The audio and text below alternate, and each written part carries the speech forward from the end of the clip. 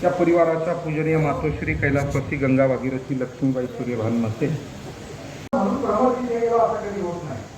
गोडीचं लक्षण काय की स्वतःच्या प्रेरणेनं स्वेच्छेनं एखाद्या कार्याकडे प्रवृत्त होणं हे गोडीचं काय लक्षण आहे.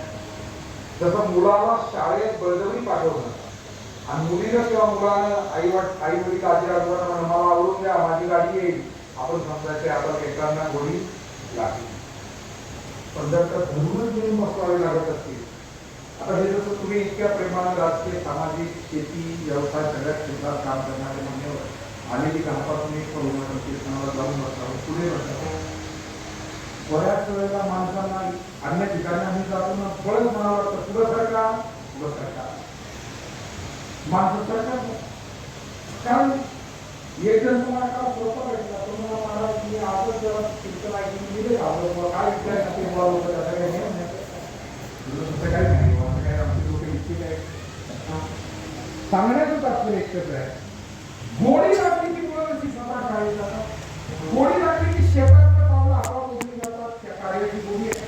गोडी लागली की व्यवसाय हा चांगला होऊ लागतो अभ्यास होऊ लागतो वाचन होऊ लागतं अनेक विषयांची गोडी महत्वाची आहे.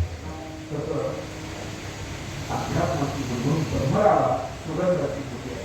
तर त्या भ्रमणामध्ये दोन प्रकार आहेत. मौलींनी एक गुणी भ्रमण आणि एक अवगुणी भ्रमण अशा दोन व्याख्या करून ठेवलेल्या आहेत. गुणी भ्रमण कोण आहे जो बरोबर योग्य फुलावर जाऊन योग्य तो सुगंध देतो पण जो दुर्गंधी मध्ये जाऊन पडतो त्याला म्हणावं अवगुणी भ्रमण.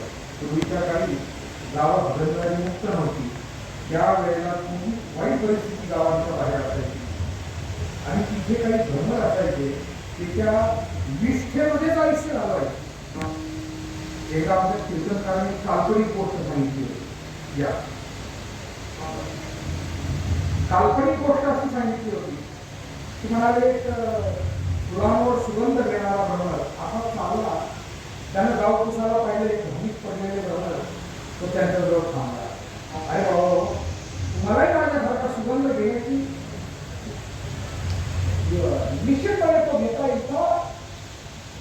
मला असं वाटतं वाईट विचार, वाईट संस्कार, वाईट कृती कधी कधी माणसाला इतकी मोहित करून टाकते की चांगलं आवडतच नाही.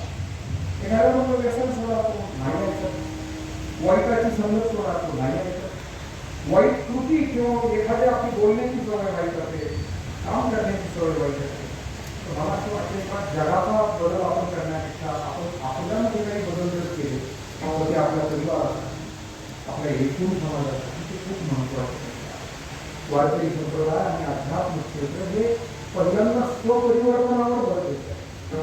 आपला आपण करूया आपण आपला उद्धार तो सुद्धा आपण आपल्याकडे गुण सुधारणे, आपण आपल्याकडे दुर्गुण सुधारणे ते बाजूला जावा. महाराज म्हणतात माझे मन करू येथे काय करू आता राजे नारायण दया सिंधुपणा आणि म्हणून दुर्गुणी त्या दुर्गंधीत असलेल्या भगवानाला म्हणतो चला बरोबर तो म्हणाला एका